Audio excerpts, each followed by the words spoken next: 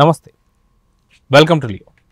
మనతో ఉన్నారు senior journalist Hemasundar గారు. సార్ నమస్తే. నమస్తే అండి. సార్, SSMB 29 గరుడ అని చెప్పేసి గతంలో అనుకున్నాం, కాకపోతే ఒక కొత్త అప్డేట్ అయితే రాబోతుంది. అయితే ఏంటి అప్డేట్ అంటే ఏం చెప్తారు? అంటే పేరేమన్నా రివీల్ చేయబోతున్నారా, లేదా సడన్గా జక్కన్న షాక్ ఇస్తూ ఈ సినిమా రిలీజ్ ఇప్పుడే అని చెప్పేసి అందరినీ కూడా షాక్కి గురి చేసే అవకాశాలు ఉన్నాయి? ఏం చెప్తారు?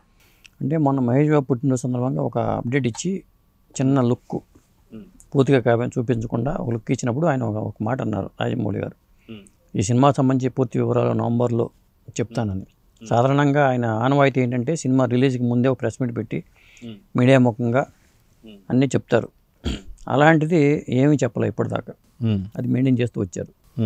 ఇప్పుడు తాజాగా ఆయన నవంబర్ అన్నారు కాబట్టి, ఇప్పుడు నవంబర్ మనకు తెలిసిన సమాచారం ఏంటంటే నవంబర్ 16న ఒక ఈవెంట్ జరగబోతుంది రామోజీ ఫిల్మ్ సిటీలో. ఆ ఈవెంట్లో ఈ సినిమా టైటిల్ అనౌన్స్మెంట్ జరగబోతుంది అనేది సమాచారం.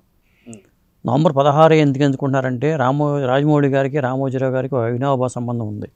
ఎందుకంటే వాళ్ళు బాహుబలి సెట్స్ కానీ కీలకమైన సెట్స్ అన్నీ అక్కడే వేశారు. నవంబర్ 16 తారీఖుకి రామోజీరావు గారి పుట్టినరోజు. దీనికి లింక్ పెట్టుకుని వాళ్ళు చేస్తున్నారా లేకపోతే కాకతాళీయంగా జరిగిందో తెలియదు, కానీ అదే రోజున ఈ సినిమా టైటిల్ అనౌన్స్ చేస్తారనేది మనకున్న సమాచారం. గతంలో కూడా చూసుకుంటే మనకి ఈనాడుకు సంబంధించిన ఎటువంటి ఫంక్షన్స్ కావచ్చు, చాలా భారీ స్థాయిలో జరిగే వాటికి రాజమౌళి గారిని కావచ్చు, కీరవాణి గారిని కావచ్చు, వీళ్ళందరినీ కూడా ఇన్వైట్ చేశారు రామోజీరావు గారు. సో ఖచ్చితంగా ఆయనకు ట్రిబ్యూట్గానే చేయబోతున్నారా అంటే ఏమంటారు? ఖచ్చితంగా అవకాశం ఉంది, ఆయనకు ట్రిబ్యూట్గా చేసే అవకాశం కనిపిస్తుంది. ఎందుకంటే మొదటి నుంచి కూడా ఆయన రాజమౌళి గారి సినిమాలు అన్నీ కూడా దాదాపు ఆల్మోస్ట్ ఆల్ అన్ని సినిమాలు కూడా కీలకమైన సన్నివేశాలను అక్కడే చేశారు. ఎందుకంటే RRR తీసుకున్నా కానీ లేకపోతే ఏ సినిమా తీసుకున్నా, రాజమౌళి గారికి సంబంధించిన ఏ సినిమా తీసుకున్నా, ముఖ్యంగా నిర్మాణంలో భాగస్వాములుగా కూడా అయ్యారు వాళ్ళు. మన బాహుబలి సినిమా విషయంలో ఆ సెట్ని చూడటానికి కోసం వెళ్ళేవాళ్ళు, సందర్శకులు కూడా ఉన్నారు. కాబట్టి అక్కడ రామోజీ ఫిల్మ్ సిటీతో రాజమౌళి గారికి ఒక అనుబంధం ఉందని చెప్పాలి. అనుబంధంలో భాగంగానే అక్కడే ఈ సినిమా సంబంధించి SSMB 29 సంబంధించి కూడా ఒక వారణాసి సెట్, కాశీ సెట్ వేశారని, 50 కోట్లు ఖర్చు పెట్టి ఆ సెట్ వేశారనేది తెలుస్తుందండి. అందుకని అక్కడ ఆ సెట్లోనే మరి చేస్తారా ఈవెంట్, పక్కన వేరే చేస్తారా తెలియదు, కానీ ఆ ఈవెంట్ కోసం కూడా భారీ ఏర్పాట్లు చేస్తున్నట్టుగా మనకి సమాచారం వస్తుంది. అంటే ఈ వారణాసి సెట్ ఏదైతే ఉందో ఓన్లీ ఈవెంట్ కోసమే పెడుతున్నారు అనుకోవాలా, లేదా సినిమాలో దీన్ని ఉపయోగించారు కాబట్టి దాన్ని చూపిస్తూ ఏమన్నా ఈవెంట్ చేసే అవకాశం ఉందంటారు? అంటే నేను అనుకోవడం ఇప్పుడు చూపించరు అనుకుంటున్నాను. నేను అనుకోవడం ఆ తర్వాత ఆ సెట్టిన తర్వాత మళ్ళీ రేపు సందర్శకుల కోసం ఉంటుంది. ఇప్పుడు బాహుబలి సెట్ మహిషమతి అంత మరో ప్రపంచం అంతా అక్కడ ఎలా ఉందో, ఇట్లాగ వారణాసి సెట్ కూడా రామోజీ గారికి కూడా ఒక హోమ్ ఫిల్మ్ సిటీ అని పెడదాం అనుకున్నారు. ఆయన పవిత్ర పుణ్యక్షేత్రాన్ని ఒక ఉండేట్టుగా ఒక ప్లాన్ చేశారు, కానీ ఆ ప్రాజెక్ట్ ఆగిపోయింది. మొత్తానికి ఒక వారణాసి సెట్ కూడా అలా కళాఖండంగా ఫిల్మ్ సిటీలో మిగిలిపోయే ఛాన్సెస్ ఉంటాయి. దాన్ని ఇంకా డెవలప్ చేయొచ్చు కూడా. అందుకోసం ఈ సినిమా టైటిల్ కూడా ఫస్ట్ ఏదో గరుడ అని రకరకాల పేర్లు వచ్చినాయి. ఇప్పుడు అది కాకుండా వారణాసి అనే పేరే పెట్టబోతున్నారనేది ఒక టాకు. ఖచ్చితంగా అది రేర్ టైటిల్. ఇప్పుడు ఈ మధ్యకాలంలో చాలా పవిత్రమైన టైటిల్స్, అద్భుతమైన టైటిల్స్ వస్తున్నాయి కాబట్టి వారణాసి టైటిల్తో సినిమాలు కూడా లేవు. వారణాసి కాన్సెప్ట్ మీద ఇంద్రా లాంటి సినిమాలు లేకపోతే ఆ కాశీ బేస్డ్ సినిమాలు చాలా వచ్చినాయి. రేపు అఖండాలటు కూడా అది మనం చూడబోతున్నాము. ఈ వారణాసి టైటిల్ అయితే ఖచ్చితంగా, అంటే వారణాసికిను మరి ఈ గ్లోబల్ ట్రాటింగ్ అనే కాన్సెప్ట్కి ఈవెంట్ సంబంధం మనం చెప్పలేం, కానీ మొత్తానికైతే వారణాసి సెట్ అయితే ఉందనేది సమాచారం. అదిగాక మొన్న ఇచ్చినటువంటి అప్డేట్ కూడా మనం చూసుకుంటే ఆ శివుడికి సంబంధించి ఒక త్రిశూలం పైన ఉన్నటువంటి ఒక ముద్రని మనం చూస్తూ వస్తున్నాం.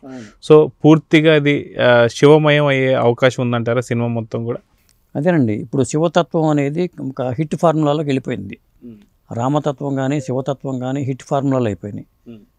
హనుమాన్ తత్వం కానీ అది ఒక విధంగా ట్రెండింగ్ సబ్జెక్ట్ అనుకోవాలి. ఏ సినిమా హిట్ అయినా కానీ అందులో ఆ వైవిధ్యమైన డివోషనల్ ఈ బ్యాక్గ్రౌండ్ ఉంటే ఆ సినిమాలకు ఒక ఎలివేషన్కి ఉపయోగపడుతుంది. అట్లాగే ఇప్పుడు మన మిరాయి కూడా అదే ప్లస్ పాయింట్ అయింది.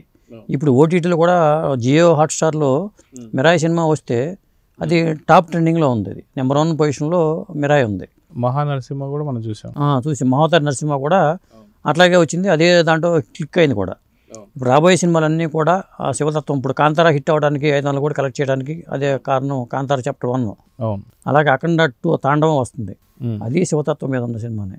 దీనికి డమరకం ఇది చూపించారు కాబట్టి ఆ పూర్తి స్థాయిలో టైటిల్స్ రివీల్ చేయడం కానీ, ఈ సినిమా రిలీజ్ ఎప్పుడు అనౌన్స్ చేయడం కానీ పూర్తి స్థాయిలో రాజమౌళి గారు చేయడానికి అవకాశం ఉన్న వేదికగా నవంబర్ 16 రామోజీ ఫిల్మ్ సిటీ అనేది మనకు అర్థమవుతుంది సమాచారం. సో దానికి అతిరథ మహారథులందరూ రాబోతున్నారా అంటే ఏం చెప్తారు? ఖచ్చితంగా రాజమౌళి గారి సినిమా రామోజీరావు గారి 11, 16 తారీఖు అంటే రెండింటిని ఒక విధంగా టైఅప్ చేసుకునే ఈవెంట్కి ఆ రామోజీరావు గారికి 1 year ఫస్ట్ ఇయర్ ఇది.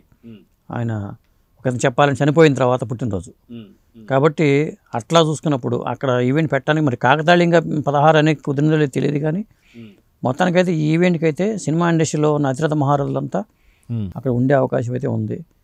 మరి ఎవరెవరు వెళ్తారో ఏంటి, ఎట్లా ప్లాన్ చేస్తున్నారో, హాలీవుడ్ వాళ్ళని కూడా పిలిపిస్తున్నారా లేదా, ఇట్లాంటివన్నీ ఉంటాయి. సో చూద్దాం సార్. మొత్తానికి ఒక క్రేజీ అప్డేట్ అయితే SSMB 20 నుంచి రాబోతుంది. సో ఏంటి అప్డేట్ అనేది మాత్రం చూడాలంటే ఖచ్చితంగా నవంబర్ దాకా వెయిట్ చేయాల్సిందే. సో చూద్దాం జరగబోతుందో. నమస్తే. నమస్తే.